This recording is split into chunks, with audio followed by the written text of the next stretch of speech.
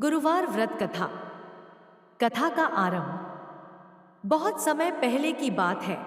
एक गांव में एक ब्राह्मण और उसकी पत्नी रहते थे। ब्राह्मण की पत्नी बहुत धर्मपरायण और व्रत उपवास करने वाली थी। वह नियमित रूप से गुरुवार का व्रत करती और भगवान बृहस्पति की पूजा करती थी। उसकी निष्ठा देखकर बृहस्पति देवता प्रसन्न हुए और उसे दर्शन दिए।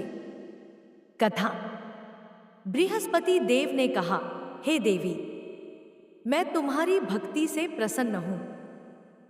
तुम्हारी सभी मनोकामनाएं पूर्ण होंगी।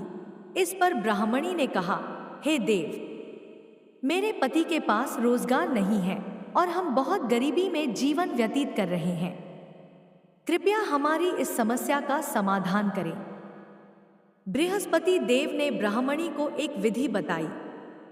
उन्होंने कहा, तुम्हें एक बृहस्पतिवार के दिन व्रत करना चाहिए और एक पीले वस्त्र में चने की दाल, गुड़ और पीले पुष्प रखकर उसे किसी ब्राह्मण को दान करना चाहिए। साथ ही भगवान विष्णु और देवी लक्ष्मी की पूजा करनी चाहिए और बृहस्पतिवार व्रत कथा सुननी चाहिए। ऐसा करने से तुम्हारी सभी समस्याएं दूर होंगी। व्रत की विधि। ब्राह्मणी ने बृहस्पति देव की आज्ञा का पालन किया।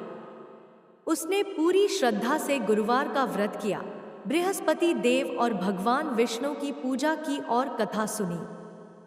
धीरे धीरे उनकी समस्याएं दूर होने लगी। उनके पति को रोजगार मिला और उनके घर में समृद्धि आने लगी। ब्राह्मणी की देखा-देखी गांव के अन्य लोग भी गुरुवार का व्रत करने लगे और सभी की समस्याएं दूर होने लगी।